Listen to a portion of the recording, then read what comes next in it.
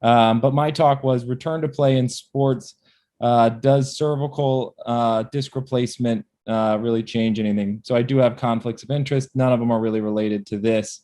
Okay, so I'm sure Wellington talked a lot about things like epidemiology yesterday, but important to understand that, cervical spinal cord injuries are something that happen relatively frequently in contact and collision sports in North America. 7 to 10% of injuries in the NFL athlete involve the head, neck, and spine, not including kind of concussions. And they happen relatively frequently, about 148 times per every 100,000 kind of athlete exposures. I'm trying to advance. Sorry. There we go. So when we look at collision sports and spine injuries, really almost half of them are cervical spine injuries, with about half of those being really nerve injuries, as opposed to things like muscle injuries, which we aren't going to really address here today. So return to play in contact and collision sports, Wellington already talked about. There's a lot of literature, due a lot to him and a couple of other people, myself included, that have put some science behind when patients can return to play in contact and collision sports. But my talk is, does cervical ADR help? First, to say there's not a lot of science that goes behind this. So I'll walk you through what we have, but some of this is going to be anecdotal. All right, so when I thought about putting this talk together, I thought, all right, well, what are the kind of controversies in return to play? So last year, we actually worked with the Cervical Spine Research Society and the NFL team physicians. We did a modified Delphi technique where we surveyed NFL physicians, CSRS members, and kind of tried to establish consensus guidelines for cervical spine injury management.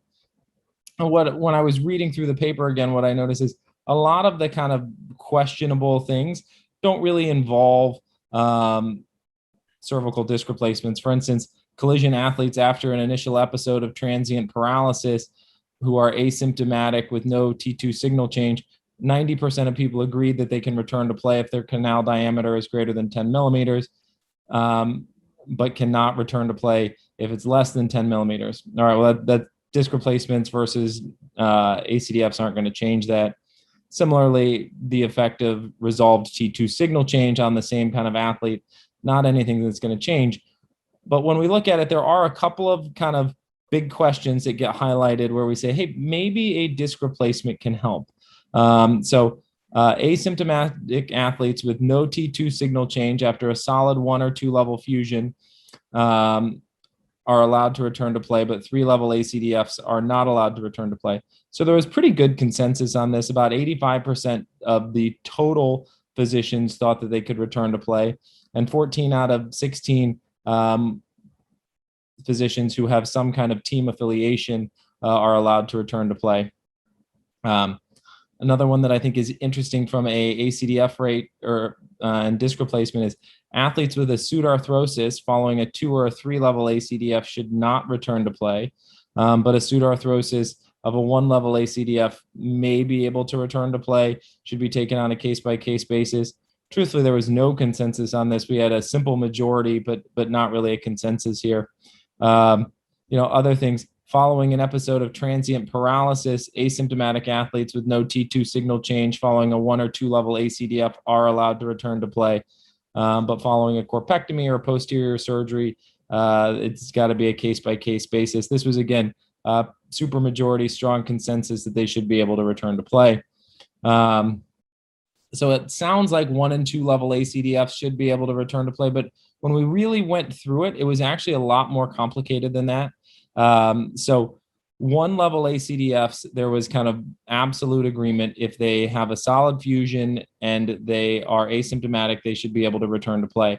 But when we were about to kind of publish this paper, we were talking with the NFL physicians, and there was really a fairly significant disagreement as to whether or not a 2-level ACDF should be able to return to play. With 50% of them saying yes, 50% of them saying no. Drew Dossett, who's the team physician for the Cowboys, basically said, absolutely not. I will not put my name on this paper if we are kind of coming out strongly saying that two-level ACDFs are allowed to return to play. So it was interesting. There was a very different take on it from the Cervical Spine Research Society, which, not to degrade myself, but is a whole lot of nerds sitting around talking about things, all thought that they should be able to return to play, versus the actual NFL team physicians, where only about half of them thought they should be able to return to play. So I think what I would say is there's pretty strong consensus that a one-level ACDF is able to return to play. It's questionable as to whether a two-level ACDF is able to return to kind of contact and collision sports. And a three-level ACDF cannot return to play. Of course, a three-level ACDF doesn't really happen with total disc replacements, as it's not FDA approved. I can't envision anybody is going to take the counter argument that a three-level disc arthroplasty should be able to return to play. So what is kind of the thought about why a disc replacement should make it a better option? The two big things that we kind of think about are, one is pseudoarthrosis, right? So no matter how good we are, we do have patients who develop a pseudoarthrosis. Pseudoarthrosis do not occur in total disc arthroplasties. There are other complications, heterotopic ossification, et cetera, that may affect you. But you're not going to have a pseudoarthrosis, so you don't have to worry about that. So that's kind of one major benefit for the disc replacement. Also, avoiding the morbidity of iliac crest bone graft. So this is another, hotly contested discussion when we're talking about taking care of professional athletes. So I know Alex Vaquero, who does all of the surgery on the Eagles, does not routinely use iliac crest bone graft on all of these patients when he does a one-level ACDF. Conversely, there are other team physicians who routinely will use iliac crest autograft in all of these. Right? If you're taking an athlete and you're taking a small piece of bone from his hip, probably not a big deal. But by the same token, any kind of small change to their athletic stature may have a serious impact on their career. The second question is timing, right? Do you have to wait for a solid fusion? So when does a solid fusion occur? How can you tell it? Those type of things. A solid fusion does not occur in a disc replacement. So when is it safe to return to a disc replacement? It may be a lot safer, right? Yeah, I mean, I'm from Indianapolis originally. I remember when Peyton Manning had his surgery and he missed the entire year, right? Could you have the disc replacement and get back sooner than that? I don't think there's any type of evidence to really guide us on that. When we do look at the evidence, it's amazing for the lack of evidence that we have. So this study was published by Mai in 2018 in Clinical Spine Surgery, but it was the Wellington's group. And they looked at athletes of 4 major American professional sports. And they basically identified 2 players who had a total disc replacement. Both players who underwent the disc replacement were able to return to play for an average of significantly less than a year, probably about 8 or 9 months. So maybe a little bit faster than they would have with a ACDF, and neither required subsequent operation. Thought to myself, maybe I'm missing something. I really can't find any evidence on this. There was a systematic review published just a month or 2 ago. They identified 2 total articles in all of PubMed looking at professional athletes from America that had disc arthroplasties. There's the article that I just quoted. There's also another article that Wellington co-authored that was looking at baseball players. They had 1 baseball player who had a disc replacement who did return to play. Of course, the topic for today's talk was contact and collision sports, so we're not going to delve into baseball players. But the point is, realistically, there's not a lot of evidence on this. Even without the evidence on this is a very hot button topic. I don't know if any of you guys are hockey fans or specifically Sabres fans, but Jack Eichel is their starting center. He is one of the top centers in the league, and he is in a major disagreement with the team right now about whether or not he should have a one-level ACDF versus a disc replacement. The physicians want him to have an ACDF, and he wants to have a disc replacement. Here's something I never thought I would quote in a scientific discussion. Die by the blade, Sabre Nation quotes that, and this was from a week or 2 ago, that this approach has not been performed on any NHL players or extensive research to support a safe return to play in any major North American professional sports. So this is kind of where we are right now. I think there's a lot of theoretical benefits, but there's not any evidence, and it's just really not been done a lot in North America to validate doing this. One of the questions is always, well, we're worried about a pseudoarthrosis. You could have a pseudoarthrosis and then they wouldn't be able to return to play, or it would be questionable. I did a systematic review probably 5 years ago looking at 1 and 2 level ACDFs. And the truth is the fusion rate for 1 and 2 level ACDFs was 95, 96%. Now that's what the literature would say. I would tell you my honest clinical practice is that it's probably not quite that high. There's a lot of discussions about what are you doing to define fusion. There's CSRS guidelines that are actually think that maybe flexion extension films may be better than CT scans, things along those lines. However, when you take a look at professional athletes, you're also talking about, 20, for the most part, 25 to 35-year-old, very healthy guys. I do think your fusion rate is probably in this kind of ballpark. So I'm not sure that is a huge argument for total disc replacements. So then I thought to myself, well, what if we're going to talk about the North American experience, what else can we look at? So Scott Wagner is one of my good friends. He is at Walter Reed, and he performs a lot of disc replacements on active duty military members. And to me, unfortunately, they have not published this and written this up. But that's probably the closest thing that we have right now to kind of a series, is talking to our military surgeons on how they take care of these. And so what he said is, for a 1-level pathology, if you have a total disc arthroplasty, they allow you to return to active duty but not combat at 3 months, and you're able to return to full duty combat, anything you want, at 6 months. I thought to myself, well, great, that's probably a lot faster than the ACDFs. They probably make them get a CT scan, be out a year. Nope. The answer is, for 1-level ACDFs, they actually treat them exactly the same. They do not require a CT scan at 6 months. If they're asymptomatic, they let them go back without a CT scan. So I don't know whether or not a disc arthroplasty is a game changer here, as much as it is. I do think this kind of demonstrates that it's clearly an option. And I think that if you have a patient like the Buffalo Sabres center who really wants a disc replacement, hockey's a tough sport, but I don't think it's tougher than, our military. Interesting to me, I thought, well, maybe we're going to have a big difference in 2-level disc arthroplasties, right? Because there was such fairly significant disagreement in the professional, physicians who take care of NFL players as to whether or not 2 levels should be able to go back. So interestingly, for the military, they treat them a little bit differently. For a 2-level disc arthroplasty, they are able to return to active duty but not combat at 3 months. So that's the exact same as a 1-level. And at 6 months, they're able to return, except they will not allow special forces to return if they have a 2-level disc replacement. Conversely, they will allow 2-level ACDFs to return. And again, they don't require any type of fusion study. To me, this doesn't say that a 2-level disc replacement is worse than a 2-level ACDF for allowing patients to return to play, or allowing active duty members to return. This just says that, truthfully, disc replacements are a little bit newer technology, and so people just aren't as comfortable with them. While there is not any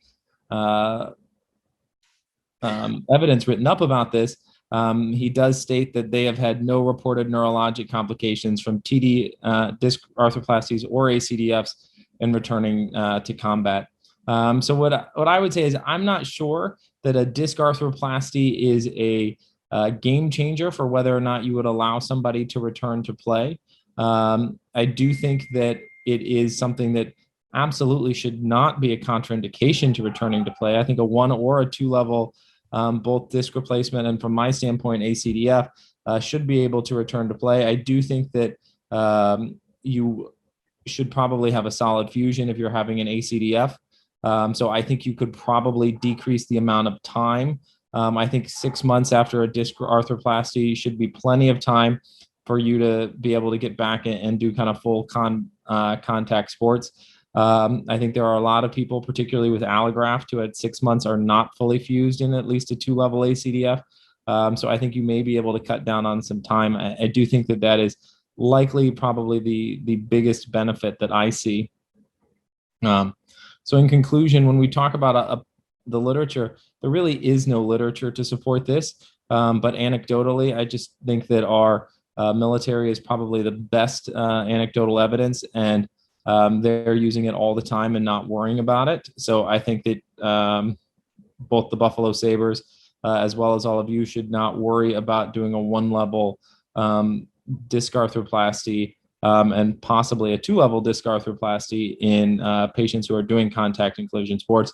I do think 2 levels is clearly controversial, both with ACDFs and with cervical disc arthroplasties, but I don't see any reason from my standpoint that those would be a problem. All right, thank you so much. Super lecture, Greg. Yes, applause. Hey, one question you addressed, and I want to just have a brief elaboration on that. Why does it seem so hard, especially in football players, to get a flipping ACDF to heal with an allograft? It's you notice that it's just crazy. I mean, I don't have any answer for why it should be, right? I mean, I think that, you know, this is a big discussion, right? So Bob Watson, who everybody knows does a lot of the spine surgery in NFL players. I've been on a couple of panels with him. He uses an autograft all the time. You know, Alex uses allograft all the time. So I think that it is very reasonable to use either. You know, probably if I were doing it in an NFL athlete, I would probably use autograft just to make sure it heals, because, you know, it's a big deal if it doesn't heal, right? There have been lawsuits over this. I mean, which is crazy to me.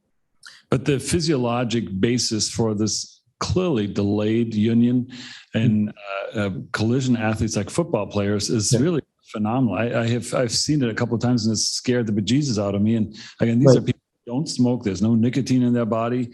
Maybe they take too many non-steroidals, but we try to get them off. That so I'm not the only one who's seen that, right? No. I agree. And I think another issue is, right, when you talk about fusion rates in a lot of people, right, particularly with allograft, right, the literature talks about going out to 2 years to kind of get them to heal, right? You're not going to want a professional athlete to sit out for 2 years. You're going to want him to be back as soon as possible. That's where I think the disc arthroplasty, you know, kind of, at least in theory, should be a little bit better. Hey, Greg, Jack Ziegler. Thank you very much for participating. Matt Scott Young is on the line, and he's going to speak next. I just want to pick his brain for a second, because rugby and Australian rules football are two of the most sports I know. So I just wonder if Matt could tell us what the experience is in Australia with cervical disc replacement in athletes. Yeah, I'm going to give a talk on that in a sec, but we have been initiated this probably about 10 years ago cautiously, but we haven't had any ill effects. So we've been able to return the majority of these athletes back to the game. A lot of them are good at what they do, and they're incredibly fit. And I think the important thing about it is often it's a trivial sort of injury that occurs. They get the problems, and then if you get them right and show them what to do, they can get back on the paddock. You just got to make sure that all the principles of arthroplasty are followed, in that it is it's front to back, side to side, well balanced. So yeah, we can get them back. As I said, I'll go over this soon. There's incredible forces placed across the spine, especially in these impacts. But the good players know how to tackle properly, and I think that's the important thing. It's really their technique, you know. Thanks, Matt. I could just make a comment in terms of, you know, difference between arthroplasty and fusion. I think in my mind, one of the big differences is the healing time and how you try to achieve that healing. In fusion, you're usually immobilizing the patient, which in some of these younger patients, you may have some non-compliance issues. So you're basically spending next 2, 3, 4, 5, 6 months deconditioning their soft tissue structures around the operative site. Versus with arthroplasty, from day one, you're letting these patients move, and you're waiting for healing to occur at a bone metal interface that's been maximally optimized for that process to take place. Versus fusion, I think the threshold for fusion is so much higher than for bone to heal onto perfectly sized, porous titanium surface, So all those things combined. But you could make that argument that maybe you should just use a titanium cage then, right? And I don't stop my patients from moving right away. But then if you apply a force across that titanium cage that's supposed to be two vertebral bodies that normally would move are now being held together into one piece, I think the force across that interface are still larger than if you have a mobile implant. Oh, no, I completely agree with you. I think that it makes total sense. A disc arthroplasty makes sense. I'm just saying from a, perfectly metal, you could do that with an ACDF as well. Yeah, I think Scott Blumenthal here. I think you made a really good point. I've had this conversation with Rob Watkins, the fourth, I guess he's the fourth, many times. And one of his responses to me is, do you want to be the first one? Right. Players, because someone's going to be the first one. And, either we're back to pioneers perish and settlers survive. So, but someone will be the first one. And someone may be the first one with this hockey player if he gets his way. Right. No, for sure. Right. I mean, you can't look at the literature of disc replacements and say that this hockey player shouldn't be able to get a disc replacement and return to play. I mean, to me, this whole argument is a little bit crazy that they won't let him get it. Yeah, I agree. Well, thank you. So let's just quickly go outside, help yourself to piping hot pizza, and we'll get Matt on.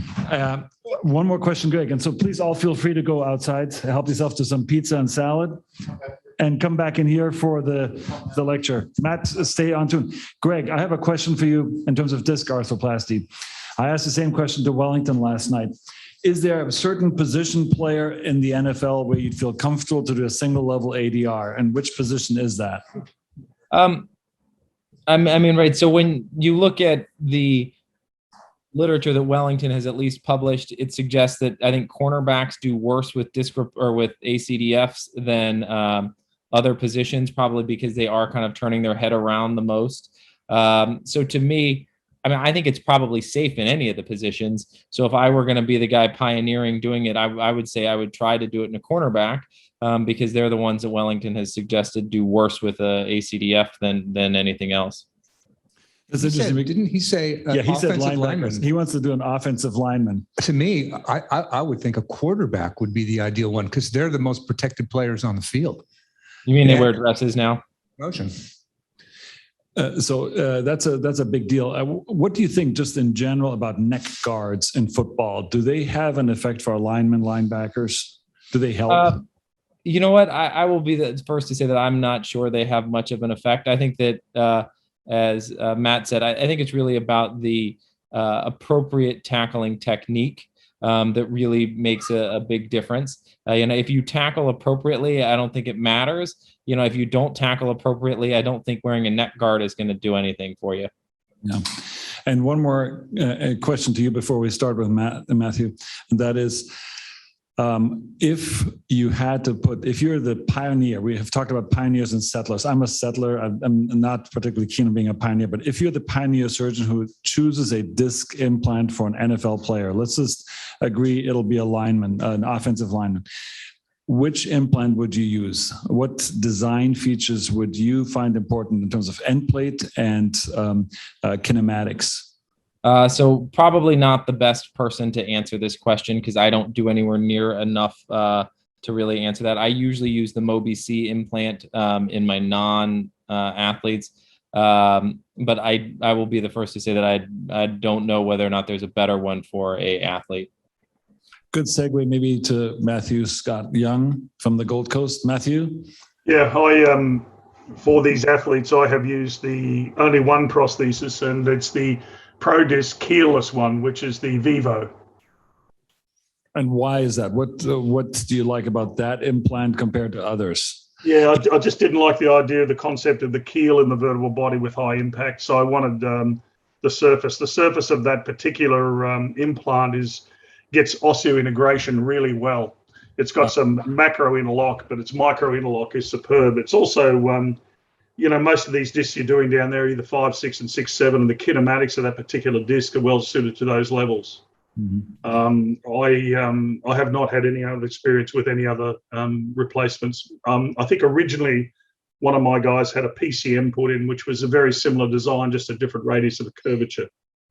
Great. So did we sort out the video or PowerPoint? Yeah, I hope we're right. I think we're going to go ahead. I had pre-recorded, so some of the transitions are all pre-recorded, but I've muted it and I'll see how I go. All right. Thank you so much. Thanks, Greg. Again, great lecture.